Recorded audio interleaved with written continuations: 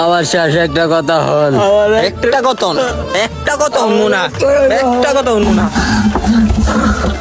সারা জীবন আমারে জ্বালায় খাইছো, এখন মরার সময় আমারে জ্বালাইতে আসছো। শান্তি মতো মরে না। এই এই কিসে কিসে? বাবা, তুই আমার শেষ একটা কথা রাখ। আমি তো মইরা যাবো গা, তুই আমার মাটিতে দাফন করে দিস। আর এই ড্রামটা তুই যত্ন করে রাখিস, জানি তোর ছেলের নতুন কোনো ড্রাম না কিনা লাগে। কারণ তুই যখন বৃদ্ধ হবি, তখন তুইও তো আমার মতো কাম কাজ করতে পারবি না। তখন তোর ছেলেরা তোরা রেখে কি করবো? ওরা না হয় তোর এই ড্রামে ঢুকায় মাইরা লাইব।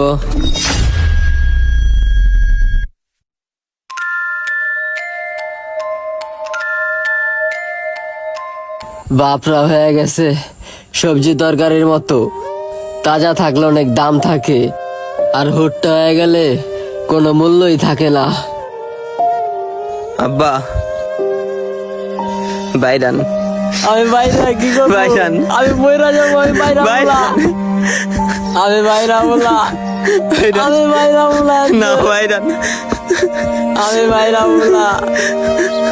আমার বাইকেরা কি করবে? আমি কামেল না, আমার বাইরালা, আমার বাইকের লিখে আমার বাইরালা তুই। বাবা মা আসলে সবজির তরকারির মতো হয়ে গেছে। তাজা থাকলে মূল্য থাকে, জুড়া হয়ে থাকলে কেউ কোনো মূল্যায়নই করে না।